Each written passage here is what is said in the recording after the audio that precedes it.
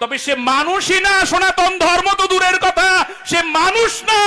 যারা বলছেন যে গরু যদি আমরা বিক্রি করতে না পারি তাহলে আমাদেরকে আত্মহত্যা করতে হবে, এরা নাকি সনাতন তো বহু দূরের কথা, এরা মানুষই না।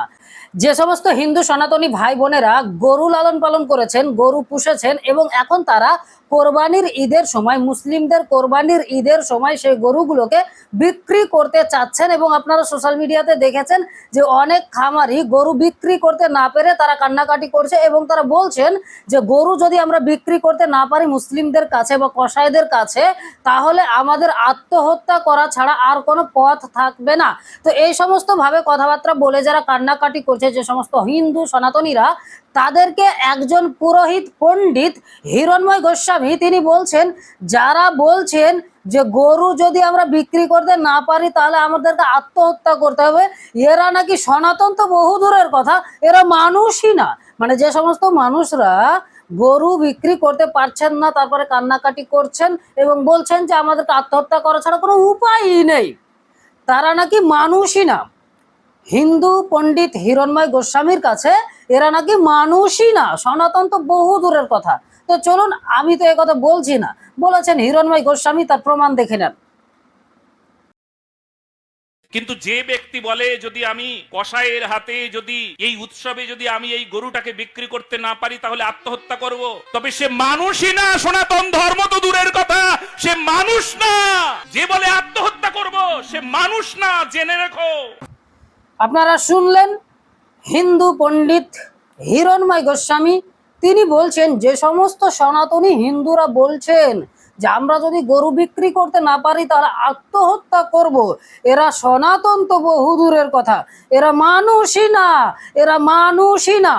তাহলে কথা হচ্ছে, যে সমস্ত ব্যক্তিরা গরু বিক্রি করতে না পেরে সোশ্যাল মিডিয়াতে আমরা দেখতে পাচ্ছি যে কান্নাকাটি করছেন এবং বলছেন আমরা অনেক টাকা ঋণের উপরে আছি, অনেক টাকা লোনের উপরে আছি, অনেক দেনার উপরে আছি, আমরা অনেক দোকানদারদের কাছে আমাদের অনেক টাকা বাকি রয়েছে, তো আমরা যদি গরুগুলো বিক্রি করতে না পারি তাহলে আমাদের মৃত্যু ছাড়া আর কোনো পথ নেই, এভাবে যারা কান্নাকাটি করছেন, তাহলে তারা তো হিন্দু পণ্ডিত হিরণময় গোস্বামীর কাছে মানুষই না। তাহলে এরা কারা? হিরণময় গোস্বামীর কাছে এরা কারা?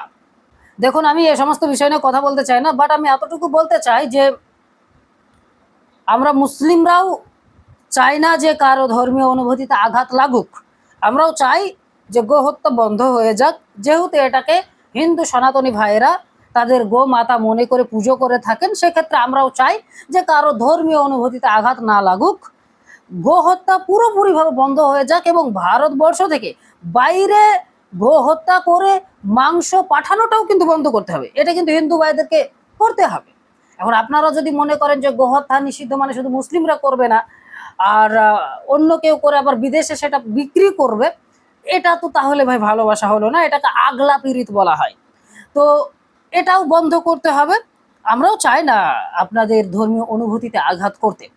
এখন কথা হচ্ছে, যে সমস্ত হিন্দু ভাই বোনেরা লক্ষ লক্ষ টাকা ঋণ নিয়ে গরু লালন পালন করেছেন, এখন তারা এই গরু বিক্রি করতে না পারলে তারা একটা বিরাট বড় দানের বোঝা নিয়ে মাথায় পড়ছে তাদের, এই জন্য তারা আত্মহত্যার পথ বেছে নিতে চাইছে।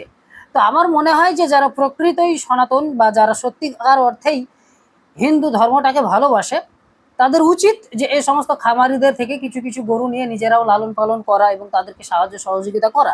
এটা আমার মনে হয় যে কেননা তারাও গরিব মানুষ, তারাও অনেক আশা নিয়ে স্বপ্ন নিয়ে একটা ব্যবসা করেছে, যেহেতু তারা এখন মানে এই গরুগুলো বিক্রি করতে পারছে না।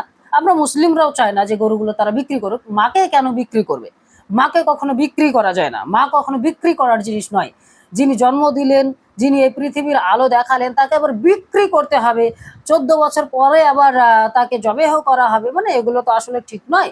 তা আমরাও চাই না যে আসলে মাকে বিক্রি করা হোক, তবে একটা ব্যক্তি যিনি বিপদে পড়েছেন অনেকগুলো গরু নিয়ে, তো সেই ক্ষেত্রে আমার মনে হয় যে প্রকৃত যারা সনাতন, যারা প্রকৃত গোমাতাকে ভালোবাসে, তাদের উচিত কিছু কিছু গরু তাদের কাছ থেকে নিয়ে তাদেরকে সহযোগিতা করে লালন পালন করা, মানে এটা উচিত আমার মনে হয়, তাই আমি বললাম। তো ভালো থাকবেন, সুস্থ থাকবেন, পরবর্তীতে আবার দেখা হবে। আসসালামু আলাইকুম ওয়া রাহমাতুল্লাহি ওয়া বারাকাতুহু।